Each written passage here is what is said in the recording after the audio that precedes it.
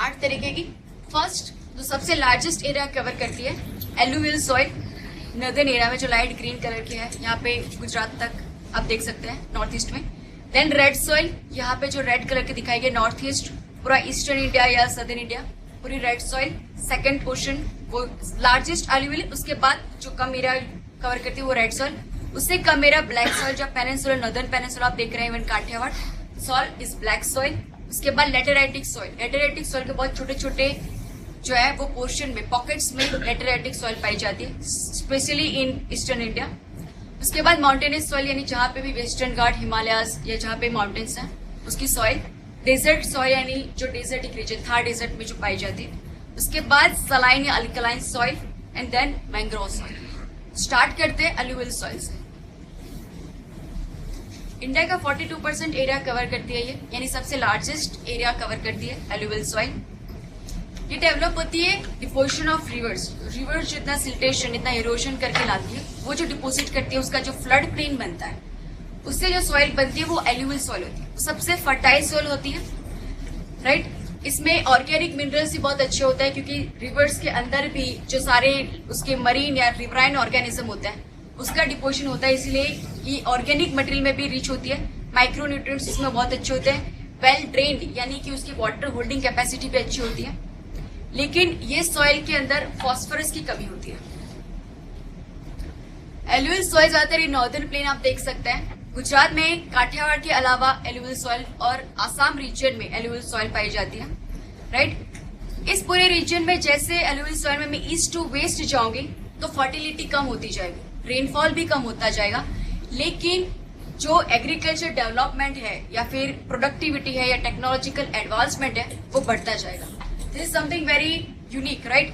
Fertile land और ज्यादा rainfall eastern India में है, लेकिन वेस्टर्न इंडिया में ज्यादा एग्रीकल्चर डेवलपमेंट है, प्रोडक्टिविटी ज्यादा है, टेक्नोलॉजिकल एडवांसमेंट भी ज्यादा है, राइट। कुछ रीजन हमने आगे ही देखे थे। उसका region first of all eastern India में यह कि रेनफेड रीजन है ये, राइट। इरिगेशन की फैसिलिटी नहीं है, तो इसकी वजह से सिर्फ मानसून सीजन में यहाँ पे क्रॉपिंग होती है, पूरे साल में एक ही क्रॉप होगा, तो राइट उनके पास प्रोडक्शन बहुत ही कम है, प्रोडक्टिविटी कम है, उनका पास इनकम बहुत ही कम है, राइट। ज्यादातर पुअर फार्मर्स है, लैंडलेस फार्मर्स है यहाँ पे। प्लस यहाँ पे एग्रीकल्चर फील्ड की साइज भी बहुत ही कम है, बहुत ही छोटे एग्रीकल्चर फील्ड्स है, यानी उनके पास फील्ड ही बहुत ही कम है, उनका प्रोडक्शन कम होगा, तो सबसे ज्यादा वो सब्सिडेंस फार्मिंग टाइप की फार्मिंग करेंगे, राइट। तो इसकी वजह से भी यहाँ पे डिस्पोजेबल इनकम कम रहती है, पोवर्टी ज्यादा रहती है। पोवर्टी जितनी ज्यादा रहेगी उतना एग्रीकल्चर में इन्वेस्टमेंट वो कम कर पाएंगे। उसके बाद आगे के हम रीजन में देखेंगे कि लैंड रिफॉर्म्स के बारे में जब मैं बताऊंगी तब भी आप ये देखेंगे कि लैंड रिफॉर्म्स में जो भी हमने बीच के इंटरमीडिएट्स जो हम निकालने थे, यानी जमींदार जो निकालने की हमारे यहाँ जो लैंड रिफॉर्म स्टार्ट हुए, तो ये जो लैंड लॉर्ड्स है वो इनफॉर्मली अभी भी ईस्टर्न इंडिया में एग्जिस्ट कर रहे हैं, जो वेस्टर्न इंडिया में नहीं है, राइट। तो इसकी वजह से भी आज भी यहाँ पे बॉन्डेड लेबर्स या लैंडलेस लेबर की प्रॉब्लम्स अभी भी है, यानी पॉवर्टी अभी भी यहाँ पे ज्यादा है। तो इसकी वजह से ईस्टर्न इंडिया ज्यादा फर्टाइल होने के बावजूद ये सबसे कम एग्रीकल्चर डेवलप है। लेकिन ईस्टर्न इंडिया जैसे मैंने बताया बहुत ही फर्टाइल लैंड है, तो उसके पास पोटेंशियल है कि वो डेवलप कर पाए, राइट। हमारा first green revolution western alluvial soil में होता पंजाब हरियाणा के पास में, और स्पेशली व्हीट क्रॉप के अराउंड सराउंडिंग था। तो अगर हम इंडिया में सेकंड ग्रीन रिवोल्यूशन इंट्रोड्यूस करना चाहते हैं तो वो ईस्टर्न इंडिया के पास सबसे ज्यादा पोटेंशियल है, और वो भी राइस क्रॉप के सराउंडिंग, राइट। तो इसीलिए ईस्टर्न एलुवियल सॉइल जो है वो इस तरह से इंपॉर्टेंट है, बिकॉज वो बहुत ही फर्टाइल है, राइट। राजस्थान प्लेन की अगर एलुवियल सॉइल में बात करूं तो वो सॉइल मैंने बताया था राजस्थान बागर की सॉइल, फर्टाइल सॉइल है ये, राइट। एलुवियल सॉइल है, लेकिन पानी की कमी है, तो यहाँ पे इंदिरा गांधी कैनाल से पानी जो इरिगेशन प्रोवाइड किया गया है, लेकिन कैनाल में से सीपेज हो रहा है, सॉइल की सैलिटी की प्रॉब्लम आ रही है। प्लस राजस्थान में थार डेजर्ट से डेजर्टिफिकेशन का भी प्रॉब्लम आ रहा है, तो ये प्रॉब्लम राजस्थान की एलुवियल सॉइल फेस कर रही है। उसके बाद है रेड सॉइल, इंडिया का अराउंड 25% एरिया कवर करती है ये सबसे वाइड स्प्रेड है, राइट। बहुत ही लार्ज एरिया में वो अलग अलग जगह स्प्रेड हुई है। ये रेड इसीलिए बने क्योंकि जेनेसिक और जो जेनेसिक और इवन ग्रेनाइट रॉक का जो इरोजन होने के बाद वो बनी है, उस रॉक के अंदर आयरन और निकल की मात्रा ज्यादा थी, और इसकी वजह से आयरन की वजह से ये सॉइल का कलर रेड नजर आता है, राइट। ये बेस्ट ड्रेन सॉइल है इंडिया की, यानी कि इसकी वाटर होल्डिंग कैपेसिटी सबसे अच्छी है। यहाँ पे इस सॉइल में कभी वाटर लॉगिंग की सिचुएशन नहीं हो सकती, उसकी बहुत ही कम पॉसिबिलिटी है। और ये जो सॉइल है red soil, lime, phosphate, iron, potash सब में बहुत ही ज्यादा वो रिच है। सिर्फ इसमें नाइट्रोजन और फॉस्फोरस नहीं है। ये जो सॉइल है अगर डिफरेंट हम अगर वहां पे अच्छे से फर्टिलाइजर न्यूट्रिएंट्स ऐड करें तो ये सभी तरीके के क्रॉप्स को सपोर्ट कर सकती है। और इसीलिए हमारी फूड सिक्योरिटी या न्यूट्रिशन बैलेंस के लिए ये सॉइल बहुत ही इंपॉर्टेंट है, राइट। क्योंकि न्यूट्रिशन बैलेंस या फूड सिक्योरिटी को अगर हमें अश्योर करना है तो सिर्फ व्हीट और राइस को नहीं कॉन्सेंट्रेट करना है, सारे millet, pulses, right, fruit, vegetables, उन सबको हमें ध्यान देना पड़ेगा ताकि हमारे न्यूट्रिशन बैलेंस बन पाए। और सभी इस तरीके के क्रॉप को अगर सपोर्ट कर पाए, ऐसे एक ऑलराउंड कोई सॉइल है तो वो है रेड सॉइल। तो इसलिए रेड सॉइल हमारे फूड सिक्योरिटी के लिए इंपॉर्टेंट है। लेकिन इस सॉइल की कुछ प्रॉब्लम्स है। Most vulnerable to soil erosion, कि जहां पे भी ये रेड सॉइल है वो ज्यादातर ये रीजन अरिड रीजन है, सेमी अरिड रीजन, यहाँ पे रेनफॉल की कमी है, राइट, रेन फेड रीजन है ये। तो इसकी वजह से जब ड्राई सीजन आता है वहां पे लैंड अबेंडिंग की जाती है, लैंड फैलोइंग की जाती है, उसकी वजह से भी सॉइल ओपन रहेगी, उसका इरोजन होगा। उसके अलावा यहाँ पे जो फार्मर्स होते हैं, राइट, उनकी ज्यादा इनकम नहीं होती। अगर वहां पे लैंड फैलोइंग की सिचुएशन आती है तो वो लैंड बेच देते हैं ब्रिक फार्मिंग ब्रिक मेकिंग के लिए। तो रेड सॉइल में से सबसे ज्यादा ब्रिक मेकिंग की जाती है। तो ब्रिक मेकिंग के लिए मैंने बताया कि टॉप सॉइल जो है उसका एक्सट्रैक्शन करके ब्रिक्स बनती है, इसलिए रेड सॉइल ज्यादातर ब्रिक मेकिंग में जाती है और उसका इरोजन सबसे ज्यादा होता है। तो प्रॉब्लम्स रेड सॉइल में इस तरह की उसकी इरोजन की प्रॉब्लम और ब्रिक मेकिंग इंडस्ट्रीज। प्रीलिम 2010 में सॉइल में से question, when you travel certain parts of India you will notice red soil, what is the main reason for its colour? Evidence of magnesium, accumulated humus, presence of ferric oxide, and abundance of phosphate. Ferric oxide यानी iron, right, तो iron की वजह से उसको red colour मिला है। तो answer would be सी। अब चलते हैं हमारी ब्लैक सॉइल, तो fourth largest area, 15% of India जो है वो कवर करती है। उसमें ये हमारे ब्लैक सॉइल का ब्लैक कलर क्यों आया? बिकॉज मैंने पहले बताया था कि हमारा इंडिया, राइट, जब यूरेशियल प्लेट से टकराता, यूनियन आइलैंड के पास वहां पे जो हॉटस्पॉट एक्टिविटी चल रही थी उसकी वजह से बेसाल्टिक इरप्शन इंडियन प्लेटू पे हुआ था। डेक्कन लावा प्लेटू इसकी वजह से बना है। तो डेक्कन लावा प्लेटू यानी लावा के जो ब्लैक रॉक्स थे उसके इरोजन की वजह से हमारी ब्लैक सॉइल बनी है, राइट। ये ऐसे सॉइल में फेरो, मैग्नीशियम, सिलिकेट, लाइम, पोटास ये मिनरल्स ज्यादा है। प्लस ये जो सॉइल है उसमें नाइट्रोजन और फॉस्फेट वो उसका लैक करती है। उसकी कुछ यूनिक प्रॉपर्टी हमारे ब्लैक सॉइल की, एक तो उसका मैंने पहले बताया कि उसका कंटेंट, क्ले कंटेंट बहुत ही ज्यादा होता है और इसीलिए उसको वाटर रिटेंटिव कैपेसिटी या वाटर होल्डिंग कैपेसिटी उसकी बहुत अच्छी होती है। और इसीलिए यहाँ पे कॉटन की कल्टीवेशन बहुत ही फेमस है। कॉटन एक ऐसा क्रॉप है जिसे ड्राई क्लाइमेट चाहिए, राइट, क्योंकि उसके कॉटन बॉल्स को अगर ह्यूमिड क्लाइमेट मिल गया तो उसके कॉटन बॉल्स डैमेज हो जाएंगे। लेकिन उसके रूट्स जो है वो वेल ड्रेन होने चाहिए, उसके रूट्स को पानी कंटिन्यूस बेस पे मिलता रहना चाहिए या मॉइस्ट होने चाहिए। अगर वो ड्राई हो गए तो वो फेल हो जाएगा। तो इसीलिए ये जो ब्लैक सॉइल उसके क्ले कंटेंट ज्यादा है, हमेशा मॉइस्ट रहती है, वाटर के जो है वो होल्ड करके रखते हैं, जिसकी वजह से कॉटन के जो रूट्स है वो हमेशा मॉइस्ट रह पाते हैं ब्लैक सॉइल के अंदर। इवन अगर पानी कम दी जाए फिर भी यहाँ पे कॉटन कल्टीवेशन हो सकता है। तो इसीलिए ब्लैक सॉइल या रेगुर सॉइल कॉटन के लिए जानी जाती है। उसके अलावा ब्लैक सॉइल में ये क्रैकिंग के जो है वो प्रॉपर्टी है। ब्लैक सॉइल जो है वो जब ड्राई हो जाती है तो उसके अंदर इस तरीके की क्रैक्स आ जाती है और जब वेट हो जाए तो वो स्टिकी हो जाती है। ये क्रैकिंग की वजह से नेचुरली उसमें एरेशन होता है। एरेशन यानी एयर जो वो डेप्थ तक जा पाती है, राइट। एरेशन जनरली अगर एग्रीकल्चर फील्ड में अगर प्लांटेशन स्टार्ट करें तो प्लॉइंग की जाती है ताकि प्लॉइंग की वजह से सॉइल जो है वो स्मूथ हो जाए और एरेशन उसका बढ़े, एयर नीचे के लेयर पे जा पाए। माइक्रो ऑर्गेनिज्म है, अर्थवॉर्म है, उनके लिए फायदा करता है। प्लस एयर जो है वो सॉइल को न्यूट्रिएंट्स देती है, राइट। तो इस तरीके के प्लॉइंग करने की ब्लैक सॉइल में जरूरत नहीं पड़ती क्योंकि नेचुरली यहाँ पे क्रैकिंग होती है और एयर के जो मॉलिक्यूल्स या जो एयर है वो नीचे डेप्थ तक जा पाती है, उसका नेचुरली एरेशन हो जाता है। तो ये प्रॉपर्टीज है ब्लैक सॉइल की। ब्लैक सॉइल आप देख सकते हैं हमारे पूरे पेनिनसुलर प्लेट्यू में, northern peninsular, Maharashtra plateau, Kathiawar, Vindhyan, Kaimur hills, even northern Karnataka plateau तक ये पूरी ब्लैक सॉइल जो वो लोकेटेड है।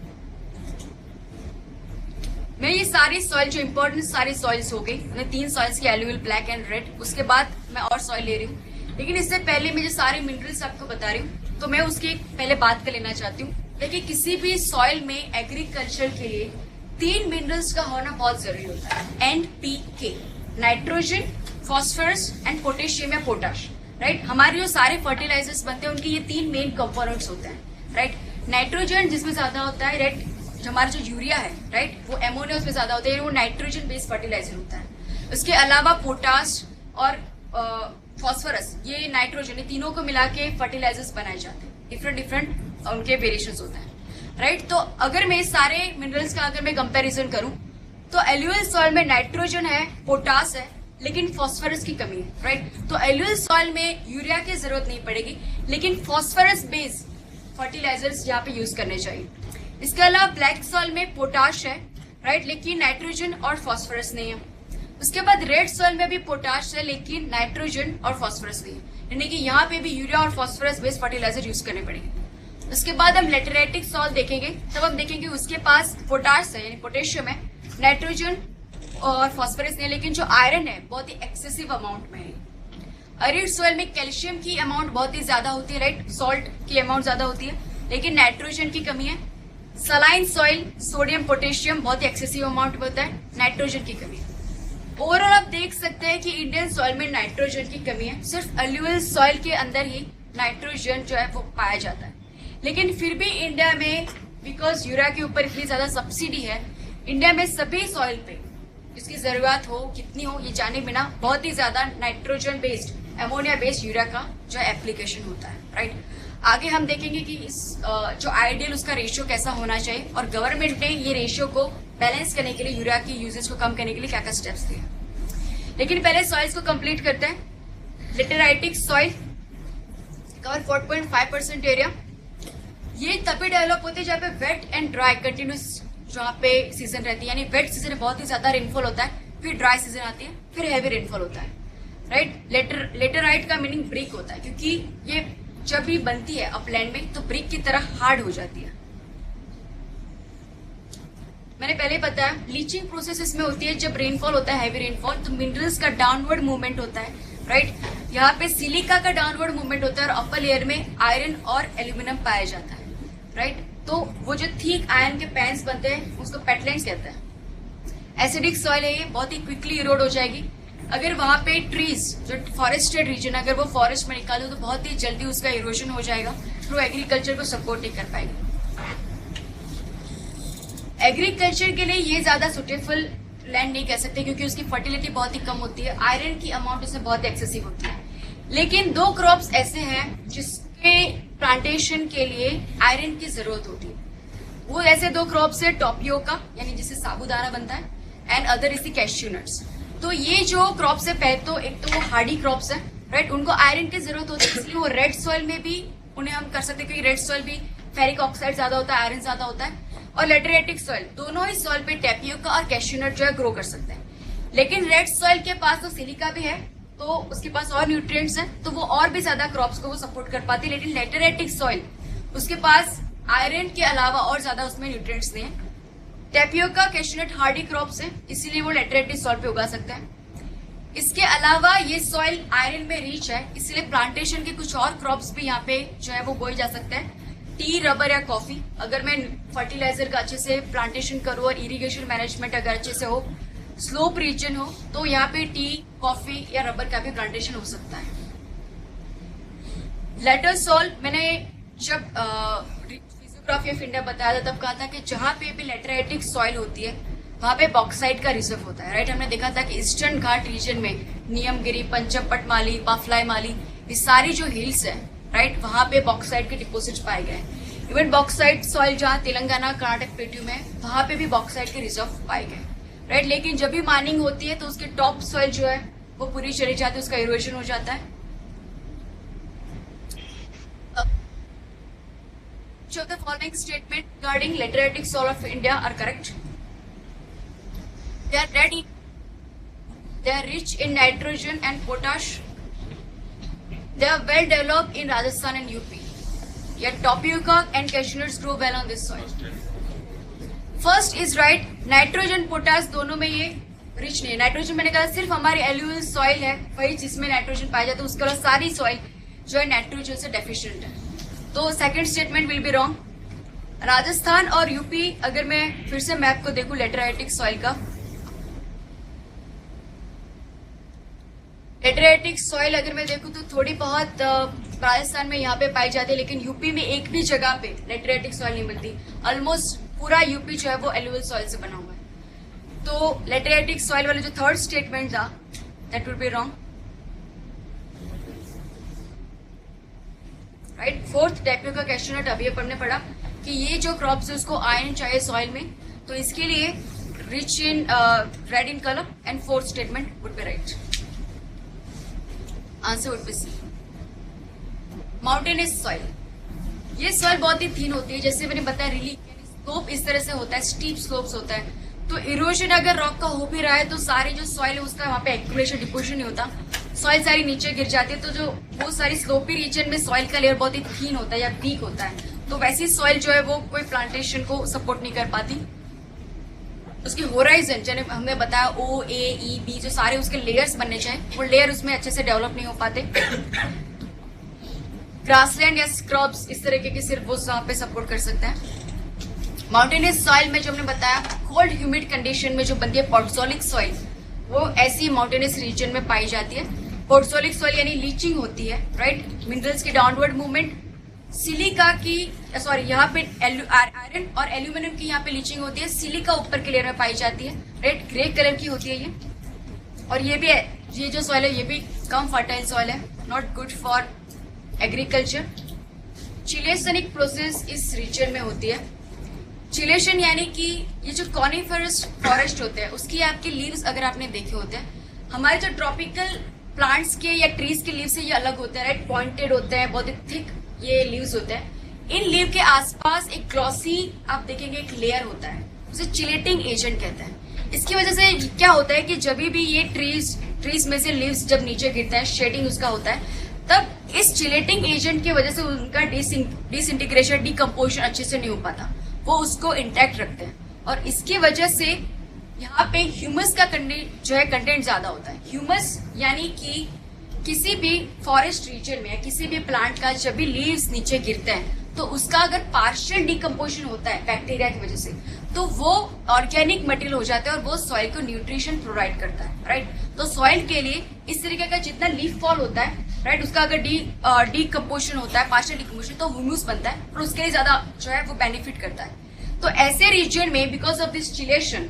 राइट, उसका जो चिलेटिंग एजेंट होता है उसका पार्शियल डिकम्पोजिशन होता है, प्लस कोल्ड क्लाइमेट है, कम टेम्परेचर है, तो बैक्टीरियल एक्टिविटी है वो भी बहुत ही स्लो होती है, राइट, उसका पूरी तरह से डिकम्पोजिशन इस लीव्स का हो नहीं पाता, और इसकी वजह से भी इस रीजन में उसकी सॉइल में ह्यूमस का कंटेंट बहुत ज्यादा होता है।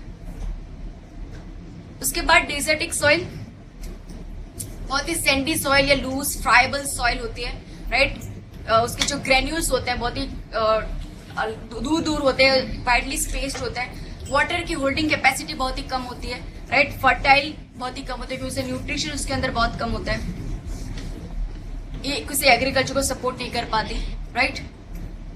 इंडियन डेजर्ट मैंने बताया कि हमारा जो डेजर्टिक कंडीशन या राजस्थान का रीजन है, राइट, वो डेजर्ट होने के बावजूद वो वहां पे रिक्लेम कर सकते हैं कि वो हमारा डेजर्ट जो है वो सिर्फ वाटर डेफिशिएंसी की वजह से बना है। अदरवाइज राजस्थान बागर रीजन या उसका जो राजस्थान था डेजर्ट का रीजन है, इट्स क्वाइट फर्टाइल लैंड। उसके बाद मैंग्रोव सॉइल, मैंग्रोव रीजन यानी कि वाटर लॉगिंग कंडीशन में एक यूनिक तरीके की वहां पे प्लांटेशन डेवलप होती है, इसे मैंग्रोव्स कहते हैं, राइट। आप इन्वायरमेंट के टॉपिक अगर स्टडी करते हो तो please study all the types जो ट्रीज होते हैं, ये उनका आप स्टडी कीजिए मैंग्रोव ट्रीज में। शायद मृणाल सर ने इसके ऊपर आर्टिकल भी ऑलरेडी लिख चुके हैं, जस्ट सर्च ऑन इट। ये जो सॉइल होती है स्वैम्पी या पीटी सॉइल में बनती है, जैसे तराई सॉइल है, राइट, मैंग्रोव सॉइल है। मैंने बताया कि यहाँ पे ग्लेइंग कंडीशंस या ग्लेइंग प्रोसेस होती है, राइट, सल्फाइड ज्यादा होते हैं, ब्लू कलर की ये नजर आती है, ये किसी एग्रीकल्चर को सपोर्ट नहीं कर पाती, वाटर लॉक कंडीशन में बनती है, लेकिन इस तरीके की सिर्फ मैंग्रोव ट्रीज को ये सपोर्ट कर पाती है। This is the mangrove soil. और एक टाइप की सॉइल से अल्कलाइन या सलाइन सॉइल कहते हैं, ये एक्चुअली एक सॉइल टाइप नहीं है, सॉइल की प्रॉब्लम है, राइट। तो इसके लिए इसका कोई पर्टिकुलर एरिया नहीं, जहां पे भी सॉइल सैलिनिटी हुई वहां पे उस पॉकेट्स रीजन को इस सॉइल सैलिनिटी का हम नाम दे सकते हैं। सॉइल सैलिनिटी में सारे रीजंस देख ले, किस किस वजह से ओवर इरिगेशन हो रहा है, राइट, या कैनाल में से सीपेज हो रहा है, तो किसी भी तरह से वाटर टेबल अगर बढ़ रहा है या वाटर लॉगिंग सिचुएशन आ रही है, राइट, फिर उसका कैपिलरी एक्शन से अगर उसका इवोपरेशन हो रहा है, सॉल्ट एक्यूमुलेशन होगा, तो सॉइल सैलिनिटी हो पाई, right. Over irrigation, canal area, western Punjab, western Rajasthan, Punjab Haryana region, Terai region, Deccan region, तो इन सभी जगहों में छोटे छोटे पॉकेट्स में इस तरीके की सॉइल सैलिनिटी की या अल्कलाइन सॉइल की प्रॉब्लम्स हो गई। उसके दो फेजेस में इसकी सैलिनिटी होती है, एक होती है कैल्सिफिकेशन और दूसरा है सैलिनेशन। कैल्सिफिकेशन में ये होता है कि किसी मॉडरेट एरिड सिचुएशन में होती है और उसके अंदर जो सॉइल के जो सॉल्ट जो एक्यूमुलेट होते हैं वो जनरली कैल्शियम सॉल्ट होता है, तो इसलिए उसको कैल्सिफिकेशन कहता है। उसके बाद सेकंड फेज होता है, उसके अंदर टॉप सॉइल में ये जो सॉल्ट एक्यूमुलेट होता है वो सोडियम और पोटेशियम सॉल्ट होता है, राइट।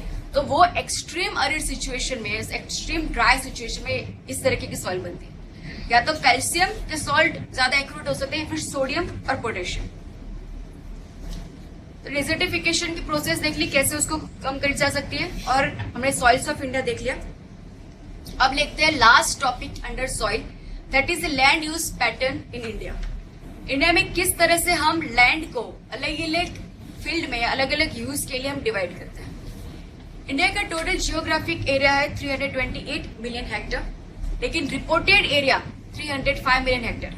रिपोर्टेड एरिया यानी कुछ एरिया जो ऑलरेडी प्री ऑक्यूपाइड है, जो कॉन्ट्रोवर्शियल है, डिस्प्यूटेड है, या फिर बहुत ही डिफिकल्ट टेरेन है और हम रिपोर्ट नहीं कर पाए। तो जो भी आज हमारे कंट्रोल में है वो हमारा 305 मिलियन हेक्टेयर इंडिया के रिपोर्टेड एरिया है। वर्ल्ड की 17% पॉपुलेशन सिर्फ 2.4% ऑफ लैंड में रह रही है, राइट। हमारी पॉपुलेशन डेंसिटी बहुत ही ज्यादा है। 9 डिफरेंट तरीके से हम हमारे लैंड को यूज करते हैं। ये actually department of land resource ने इस तरह से डिवाइड किया है, मेरा डिवीजन नहीं है खुद का। लैंड टाइप्स और उसका uses. First of all forest के बारे में बताऊंगी। इंडिया में फॉरेस्ट अराउंड 23 to 25% है।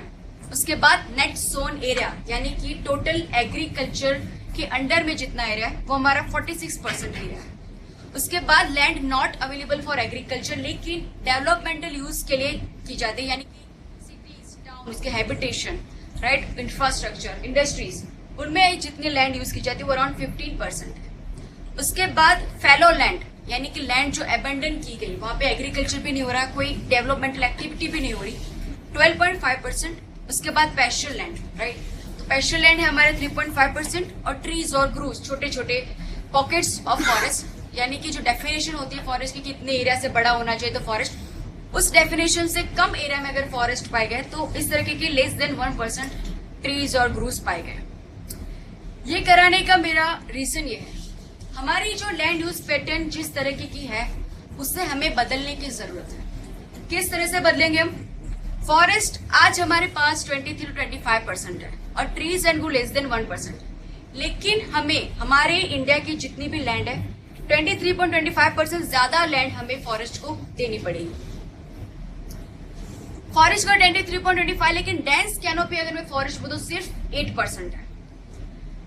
National action plan on climate change वो टारगेट करता है हमारा फॉरेस्ट कवर इंडिया का 33% होना चाहिए। इवन यूएन जो है उसने भी हमें कहा है कि आईपीसीसी ने, यूएन ने हमें कहा है कि हमारा जो सस्टेनेबल जो फॉरेस्ट का कवर होना चाहिए वो अराउंड 133% होना चाहिए, क्योंकि जितना ज्यादा फॉरेस्ट होगा, राइट, उतने ही ज्यादा रेनफॉल, सॉइल का कंजर्वेशन होगा, हमारा ग्राउंड वाटर लेवल बना रहेगा, सारी जो हमारी इकोनॉमिक सिचुएशन है, हमारा एग्रीकल्चर जिस पर डिपेंडेड है, उस सभी चीजों के लिए 33% फॉरेस्ट का होना जरूरी है, राइट। तो जितना 23% था उससे ज्यादा लैंड मैं दूंगी फॉरेस्ट को। उसके बाद जो लैंड एग्रीकल्चर के लिए और डेवलपमेंट के लिए, right, city, towns, infrastructure, industries के लिए, उसे भी मैं लैंड ज्यादा मुझे देनी पड़ेगी, राइट। वो तो अगर हम देंगे या पर्पसफुली या हमें प्लानिंग करके देंगे, अगर वैसा नहीं करेंगे तो भी ये लैंड ज्यादा इसमें बढ़ी जाएगी, राइट, क्योंकि हमें जिस तरह से हमारा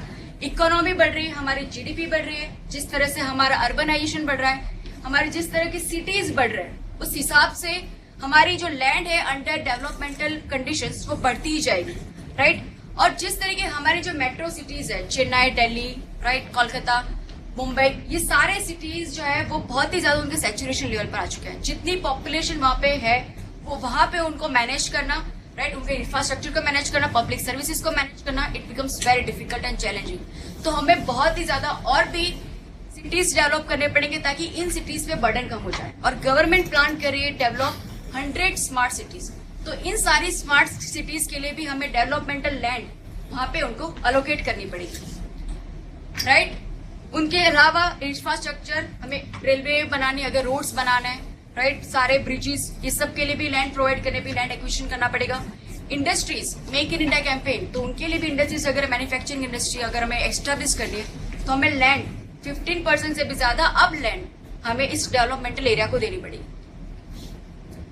फैलो लैंड जो ऑलरेडी 12.5% है उसे बहुत ही ज्यादा हमें कम करना पड़ेगा। फैलो लैंड होने के रीजंस ये है कि रेनफेड एरिया, राइट, वहां पे सिर्फ मानसून सीजन में बारिश होती है, ड्राई सीजन में वो फैलो कर देते हैं, राइट, तो वो हमें कम करना है। वहां पे हमें इरिगेशन फैसिलिटी करनी है, प्रोडक्टिविटी वहां पे हमें बढ़ानी है। कई बार होता है फैलो लैंड के रीजन पॉवर्टी होती है, क्योंकि उनके पास वहां पे जब उस फार्मर के पास पैसे नहीं होते कि उसको कल्टीवेट कर पाए, राइट, उसमें इनपुट डाल पाए, तो उसके लिए भी लैंड को फैलो की जाती है। उसके बाद नॉलेज नहीं होता, टेक्नोलॉजी के लिए नॉलेज नहीं होता कि किस तरह से अगर कोई लैंड जो है उसका प्रॉब्लम आ चुका है, सैलिनिटी हो गई है, उसकी फर्टिलिटी कम हो गई, तो कैसे उसको रिक्लेम की जाए। तो वो जब नॉलेज नहीं होता तभी फार्मर उसको अबैंडन कर देते हैं। तो इस तरीके की जो फैलो लैंड जो है, जो फर्टाइल है, जहाँ पे एग्रीकल्चर हो सकता है लेकिन कुछ ना कुछ रीजन की वजह से वहां पे एग्रीकल्चर नहीं हो रहा है, तो वैसी फैलो लैंड हमें कम करनी है और वहां पे ज्यादा से ज्यादा कल्टीवेशन हमें बढ़ाना है। कुछ इस वजह से भी लैंड अबेंडिंग होते से जुडिशियल लिटिगेशन में चली जाए। कई बार हमारे इंडिया में जो लैंड रिकॉर्ड्स अच्छे से नहीं बने हैं, राइट, जहाँ पे कॉम्पिटिशन नहीं हुआ है, वहां पे अभी भी लैंड में लिटिगेशन चल रही है। उसके सालों तक वो लैंड जो है वो कोर्ट में उसका लिटिगेशन चल रहा होता है और वो लैंड विदाउट एनी पर्पस वहां पे पड़ी रहती है। तो इस तरह से हम लिटिगेशन कम करनी है, वहां पे एग्रीकल्चर बढ़ाना है और फैलो लैंड हमें कम करनी है। पेस्चर लैंड हमें बढ़ाना है, 3.5% है, उससे ज्यादा हमें पेस्चर लैंड बढ़ाना पड़ेगा, क्योंकि जैसे हमारी इकोनॉमी बढ़ेगी, लोगों की डिस्पोजेबल इनकम बढ़ेगी, उनके डाइट में प्रोटीन की डिमांड, एनिमल प्रोटीन की डिमांड बढ़ती जाएगी। पोल्ट्री या डेयरी डेवलपमेंट हमें ज्यादा करना पड़ेगा। आज इंडिया में कैटल की पॉपुलेशन वर्ल्ड में सबसे ज्यादा है, लेकिन डेयरी डेवलपमेंट में इंडिया सबसे लार्जेस्ट प्रोड्यूसर नहीं है, राइट। इंडिया के पास पोटेंशियल है डेयरी डेवलपमेंट जायंट बनने के लिए, लेकिन उसके लिए लाइफ स्टॉक हमें प्रोवाइड करना पड़ेगा, न्यूट्रिशियस फूड, राइट। उसके लिए हमें पेस्चर लैंड और भी ज्यादा डेवलप करने पड़ेंगे। तो इन सब के लिए हम पेस्चर लैंड को भी ज्यादा जो है सॉइल या लैंड हम प्रोवाइड करेंगे। तो इस तरह से फॉरेस्ट को भी मुझे ज्यादा लैंड देना है, ट्रीज ग्रूव्स भी मुझे बढ़ाने हैं, ज्यादा लैंड बट डेवलपमेंटल लैंड की तरफ भी मुझे करना है, पेस्चर लैंड भी बढ़ाना है। तो फिर इतनी सारी लैंड्स आएंगी कहां से? किसी एरिया में से कम करना पड़ेगा, और वो एरिया हमें कम करना है नेट जोन एरिया, यानी हमारा जो टोटल एग्रीकल्चर लैंड है उसे कम करना पड़ेगा। सरप्राइज, क्योंकि अगर हम एग्रीकल्चर एरिया को कम कर देंगे तो फिर आपको लगेगा हम फूड सिक्योरिटी को कैसे हम कर पाएंगे, राइट। इतनी बड़ी पॉपुलेशन है, अगर हम एग्रीकल्चर लैंड कम हो जाएगा तो फिर हम फूड इंपोर्ट करना पड़ेगा और वो सारी प्रॉब्लम्स फिर से स्टार्ट हो जाएगी। देखिए, इंडिया का नेट जोन एरिया इंडिया का 46% है, यानी कि अराउंड 141 मिलियन हेक्टर है, राइट। ये वर्ल्ड का 10% एग्रीकल्चर लैंड है। हमें हमारी एग्रीकल्चर की प्रोडक्शन बढ़ाने के लिए उसका एरिया बढ़ाने की जरूरत नहीं है, उसी एरिया में से उसकी प्रोडक्टिविटी बढ़ाने की जरूरत है, राइट। हम जानते हैं कि 55% एरिया रेनफेड एरिया है, राइट। वहां पे सिर्फ एक ही टाइम में, पूरे साल में एक ही टाइम पे वहां पे जो है कल्टीवेशन होता है। हमें मल्टीपल क्रॉपिंग करनी है, उसी लैंड में से जितना भी लैंड है उससे हमें वहां पे ज्यादा से ज्यादा प्रोडक्शन करना है, राइट। चाइना जो वर्ल्ड का सबसे लार्जेस्ट ग्रेन प्रोड्यूसर है और सबसे लार्जेस्ट एक्सपोर्टर भी है, उसके पता है सिर्फ नेट जोन एरिया कितना है, अराउंड 80 मिलियन हेक्टर, और इंडिया के पास है 141 मिलियन हेक्टर। सोचिए, सिर्फ 80 मिलियन हेक्टेयर से वो वर्ल्ड का लार्जेस्ट प्रोड्यूसर एंड एक्सपोर्टर हो सकता है, तो इंडिया 141 मिलियन हेक्टेयर होने के बावजूद क्यों नहीं है, राइट। तो रीजन ये है कि इंडिया की लैंड बहुत ही ज्यादा हम यूज करें एग्रीकल्चर के अंडर, बट हमारी प्रोडक्टिविटी बहुत ही लो है। और अगर हम इस तरह से नेट जोन एरिया को कम करें, प्रोडक्टिविटी बढ़ाए, राइट, तो हम भी इस तरीके के लार्जेस्ट प्रोड्यूसर बन सकते हैं, राइट। तो इसकी वजह से हमें और एरिया को एग्रीकल्चर में लाने की जरूरत नहीं है, लेकिन एग्रीकल्चर में ऑलरेडी जो एरिया है उसे रिलीज करने की जरूरत है, ताकि वो एरिया इंडस्ट्रीज में बनने के लिए जाए, अर्बन डेवलपमेंट में, सिटीज डेवलपमेंट करने के लिए, पेस्चर और फॉरेस्ट डेवलपमेंट करने के लिए यूज की जाए। राइट। चाइना के पास जितना लैंड है उससे कहीं ज्यादा फर्टाइल सॉइल और रेनफॉल इंडिया में होता है। प्लस इंडिया जो ट्रॉपिकल कंट्री है, हमारे पास ज्यादा पोटेंशियल है, even more than China, to become a giant right in agriculture production. अगर इस तरह से मुझे एग्रीकल्चर लैंड को कम करना है तो किस किस जगह में मैं डालूंगी? एफोरेस्टेशन की जाए, डेवलपमेंटल प्रोसेस की जाए, राइट। लेकिन हमें अगर मैं इस तरीके की एग्रीकल्चर लैंड को मैं कम करूंगी और डेवलपमेंटल प्रोसेस में डालूंगी तो वैसे ही लैंड मैं उस एरिया में डालूंगी जो कम फर्टाइल है। लेकिन जो फर्टाइल लैंड है वो हमें कभी डाइवर्ट होने से रोकना चाहिए, वो किसी और इकोनॉमिक एक्टिविटी में नहीं जानी चाहिए। Net sown area in India, जैसे मैंने बताया, such land for reforestation development purpose. एक कंसेप्ट इसे ग्रॉस सोन एरिया कहते हैं, राइट। इंडिया का जो नेट सोन एरिया मैंने बताया 141 मिलियन हेक्टेयर है, right. Gross sown area India का 199 अराउंड मिलियन हेक्टेयर है। इसका मतलब यह है कि अगर किसी फार्मर के पास 10 एकड़ लैंड है, राइट, और पूरे साल में वो एक ही बार उसमें फार्मिंग करता है तो उसका ग्रॉस सोन एरिया 10 एकड़ होगा। लेकिन अगर वो फार्मर्स उस एरिया में 2 बार कल्टीवेशन करता है साल में तो उसका ग्रॉस सोन एरिया होगा 20 एकड़, और जितनी बार वो क्रॉपिंग करेगा उतना ग्रॉस सोन एरिया बढ़ेगा, राइट। यानी ग्रॉस सोन एरिया का मतलब है कितने एरिया में हम मल्टीपल क्रॉपिंग करते हैं, राइट। तो हमारा अगर 141 एरिया अगर हमारा नेट सोन एरिया है तो उसमें से सिर्फ 58 मिलियन हेक्टेयर में मोर देन वंस यानी मल्टीपल क्रॉपिंग होती है, और इसकी वजह से हमारा gross sown area around 199 million hectare बना है, राइट। क्योंकि हमारे इरिगेशन बहुत ही कम है, अराउंड 36.6 मिलियन हेक्टेयर है out of 141 million hectare. Irrigation कम है, रेनफेड एरिया है, तो सिर्फ बहुत ही कम रीजन मल्टीपल क्रॉपिंग होती है। तो मेरे कहने का मतलब यह है कि अगर हमें हमारा प्रोडक्शन बढ़ाना है, एग्रीकल्चर के सिक्योरिटी, अगर हमें फूड सिक्योरिटी करनी है तो हमें हमारा नेट सोन एरिया नहीं बढ़ाना है, हमें हमारा ग्रॉस सोन एरिया बढ़ाना है। यानी उसी लैंड जो भी हमारे पास है, लिमिटेड एयर लैंड, उसका हमें मल्टीपल क्रॉपिंग करना है। कौन कंसेप्ट है, उसे कहते हैं क्रॉपिंग इंटेंसिटी, यानी gross sown area divide by net sown area, ये परसेंटेज में काउंट होता है। इंडिया की क्रॉपिंग इंटेंसिटी अराउंड 140% है। ये इंटेंसिटी बताती है कि उस एरिया में कितना लेवल है मल्टीपल क्रॉपिंग का, राइट। जितना gross sown area net sown area से बड़ा होगा ये परसेंटेज भी बड़ा होगा, और इस हिसाब से हमारी क्रॉपिंग इंटेंसिटी भी बढ़ेगी। हमारा टारगेट है कि हम हमारे क्रॉपिंग इंटेंसिटी को 160% तक ले जाएं।